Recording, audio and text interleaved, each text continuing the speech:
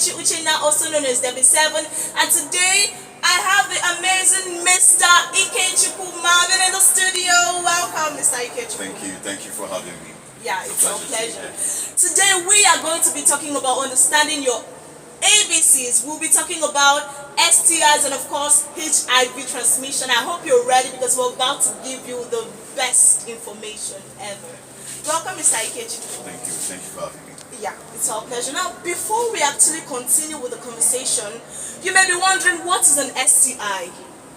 An STI is actually an acronym for sexually transmitted infections, and these are infections that are caught through sexual contact. So it can either be gotten through anal sexual contact, vaginal sexual contact, or the oral sexual contact, right? And Mr. Ikechukwu, yeah, I know you're very knowledgeable about, things related to STIs and HIV. So can you give us some examples? Well, as we all know, like the acronym says sexually transmitted infections. Yeah. First off, I would like to say it has to do with both genders, because you obviously can't get sexual transmission by yourself. So it involves both genders and obviously sexual intercourse as well. Yeah. So usually there are other ways to get STIs as well, through oral sex as well, and there's several other ways as well.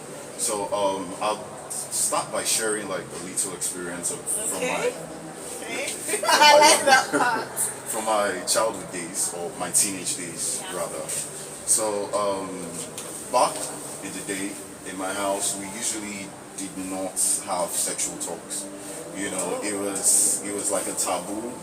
Even amongst my siblings, I'm the only guy amongst 4 girls. Wow. Yeah, so whenever you talk about or even mention, maybe you see your younger one walking around naked in the house, and then you say, "Why is your breast showing?" You be like, "What are you talking about?" What are you talking about? Start being shy unnecessarily. So we never had those kind of conversations at home. So my first experience with a girl, that was when I was in high school. Oh my God! My first experience with a girl was like terrible. I literally had no idea of what to do. I was supposed to like kiss her. My friends were like urging me that, hey Marvin, that's what they call me in school. Yeah. Marvin, there's this girl that wants to kiss you. I said, okay, what am I supposed to do? I said, you're supposed to kiss her now. So I met up with her and I just stood there. The girl, funny enough, the girl has been wanting this kiss for a long time. Okay. And she didn't know how to come to me about it. Yeah. And interestingly, we're actually in a relationship, but the kind of relationship I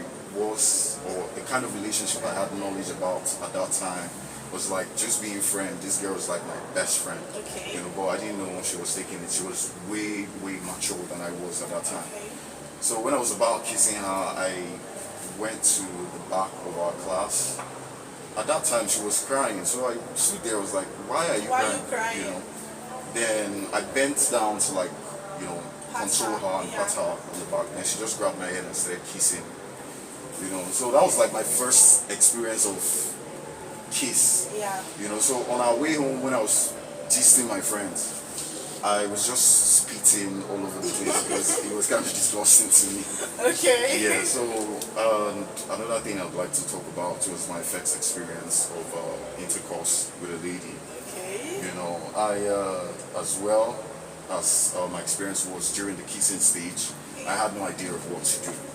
And then the girl I was with at that time, she seemed to have more experience. So though we're teenagers, and in our society today, I think ladies tend to have more experience than guys. Is that so? Yeah, that's in my personal opinion. Okay. Ladies tend to have more experience than guys because of how many. Okay, let me use the word body count. Because most teenagers had like their body counts starting at a younger age. Okay. So sexually inclined was I think I was at age 17, Okay. and it was funny. It was I didn't even know where to put it, you know.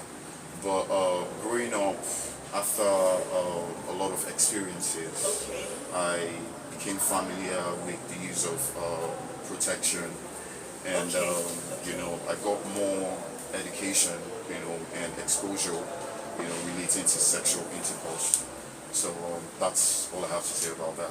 Okay, he actually made mention of something that we are going to be talking about in one of the episodes, the use of protection. I will touch a bit on it, you know, before we end for today, but we have an episode that is going to dive deep into it and tell you all you need to know, trust me. Mr. Ikechukwu has done so well by sharing us, you know, stories and his experiences, and thank you for this one, honestly. It takes a lot, right? Now, I'd like to share with you one of the most common, not one, I'll give you more than one just because I love you. So, some of the most common STIs among teenagers. We have chlamydia. It's actually very, very common among teenagers, but most of us don't know, right? It's an antibacterial infection. We also have what we call gonorrhea. And then we have the HPV. It's human papillomavirus. Yeah. Exactly.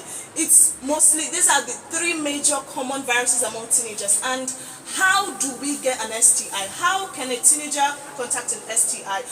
The most, you know, possible way to contact an STI is actually through sexual intercourse, sexual activities. And it's quite funny how our parents, how our guardians don't really talk to us. Mr. Ikechukwu made mention of not really having an open space to, you know, converse with his family, with his siblings. And I honestly know how it feels. You have, you know, sisters and you're the only son, right?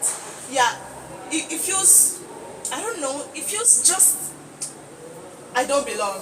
You know, when the girls are talking and then you come in and then they'll be like, what is he doing here?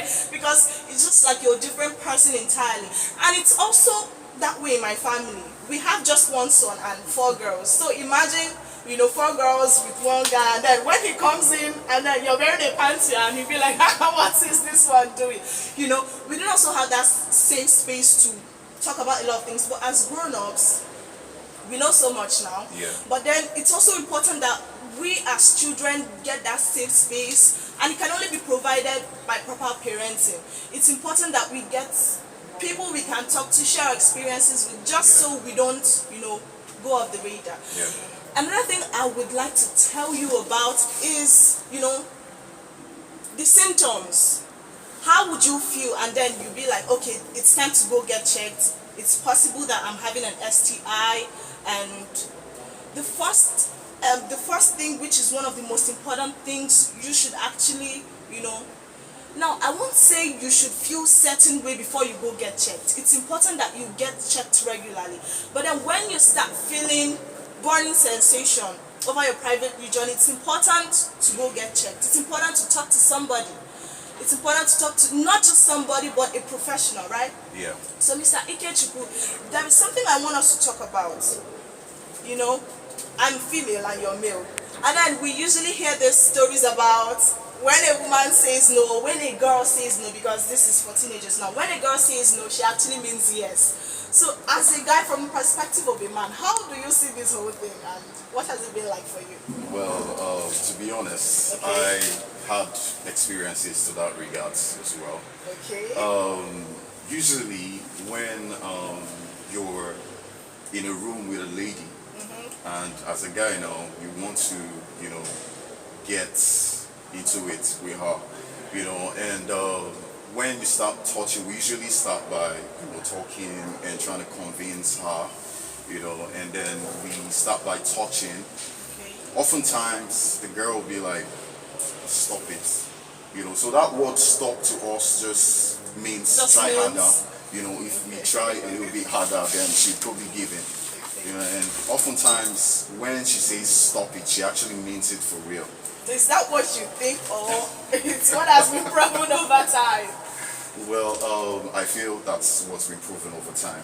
You know, so oftentimes you hear guys often say, if the girl they tell you say stop, just tease and whine and a little bit, you know, say she could also give in. you know. Okay, I'm taking that from your perspective now, but I also think, most of the times it's not always go on. Sometimes she really means she wants you to stop, but she just wants to do it in a very calm and respectful way. So it's important that you get to know limits and boundaries. And in one of the episodes, we'll be talking about consensual relationships. So all of this will come in. And one sure way to prevent an STI, we're not going to be talking about all the preventive measures, but one sure way for teenagers, in fact everybody in general, is abstinence. Okay? Because when you don't indulge, how do you get an STI? Another sure way is through the use of protection, just like Mr. Ike said. Condoms is one of the, surest protection you can use. And on one of the episodes, we're going to be diving deep. We're going to be telling you the types and everything you need to know. Thank you, Mr. Ike, for joining us today. Thank you, Inspire IT, for letting us use your podcast studio. And of course, thank you to Africa Rich for supporting this project. I remain your host, Uchechi Uchena, also known as Debbie7. We will see you in the next episode. Bye!